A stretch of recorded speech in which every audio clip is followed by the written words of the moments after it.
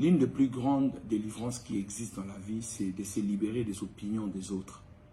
Beaucoup de gens, je vis sous le soleil, beaucoup de gens détruisent leur vie par rapport aux opinions des autres. C'est que les gens disent sur leur vie, ça les influence de manière négative et en mal. Si vous dépendez des opinions des autres, vous ne pourrez rien faire dans la vie. Sachez-le, dans la vie, vous serez toujours rejeté par les gens. Les gens ne seront pas toujours d'accord avec vous et vous ne ferez pas forcément l'unanimité. Personne ne peut faire l'unanimité. Même Dieu ne fait pas l'unanimité sur cette planète. Il y a des athées, il y a des gens qui ne croient pas en Dieu. Donc, si les êtres humains ne croient pas en vous, il ne faut pas baisser les bras. Le rejet, ça viendra. Le problème dans la vie, ce n'est pas le rejet, mais comment vous réagissez face au rejet. Comment vous réagissez face aux personnes qui doutent de vous. Je vais vous parler de quelques histoires que j'ai lues ici sur la terre. Premièrement, ce que vous devez comprendre, les hommes de succès ont été rejetés.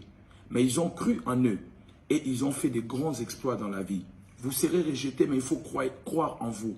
Plus vous croyez en vous, plus vous allez emprunter le chemin du succès. Il y a une dame que vous connaissez très bien, on l'appelle Oprah Winfrey. À 22 ans, on l'a déclarée inapte pour la télévision. Inapte pour la télévision. Elle a été licenciée, même dans une chaîne. Mais aujourd'hui, son talk show est devenu le plus connu de toute l'histoire de la télévision. Et aujourd'hui, cette femme, elle fait partie des femmes la plus influentes du monde. Et elle est multimillionnaire, probablement même milliardaire. Pourquoi? Parce qu'elle a persévéré. Elle n'a pas regardé le rejet, les opinions des autres, c'est qu'ils ont dit sur elle, qu'elle était inapte pour la télé. Elle a persévéré dans sa ligne et aujourd'hui, elle est devenue ce qu'elle est devenue. Si je vous parle de numéro 23, ça vous dit quelque chose. C'est Michael Jordan dans le basket. Vous savez que Jordan a été, on l'a dit qu'il ne sera pas un bon basketteur. Il a été rejeté, mais il a continué à s'exercer et aujourd'hui, il a laissé les empreintes dans le monde du basket. Aussi longtemps qu'on parlera de basket sur cette planète, on parlera de Jordan. Et le numéro 23 restera un numéro de référence. Il y a une dame en Angleterre qu'on appelait J.K. Rowling.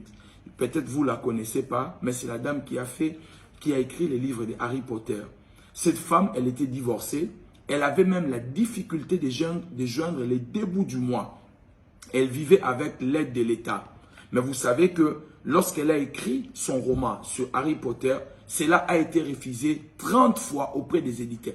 30 éditeurs ont refusé son livre, son roman. Mais elle a continué, elle a persévéré et quelques temps après, et cela a pris 7 ans. 30 refus pendant 7 ans, mais elle a persévéré. Elle a cru en elle et aujourd'hui, cette femme, son livre a été édité, vendu et c'est devenu un roman à succès planétaire. Et il y a eu même des films, vous voyez, plus de 8 films qui ont été adaptés avec une pièce de théâtre à partir de son livre. Et en 2007, cette femme pesait plus ou moins 800 millions de dollars. Mais elle venait de divorcer, elle était rejetée, les éditeurs ont refusé son livre. Persévérer. La résistance, si vous continuez à résister, vous briserez la persistance. Peu importe la persistance, la résistance finit par briser la persistance. Voyez-vous mes bien-aimés? Donc, je vais vous parler de plusieurs personnes. Elvis Presley, par exemple, son premier spectacle a été, rejeté. Les Beatles ont été rejetés.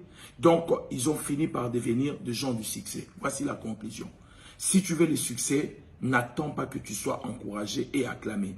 Tous ceux qui ont peur de commencer, d'être critiqués, d'être rejetés, d'être insultés, le succès n'est pas pour vous. C'était Jean Toto, mes conseils pour réussir. N'aie pas peur de rejet.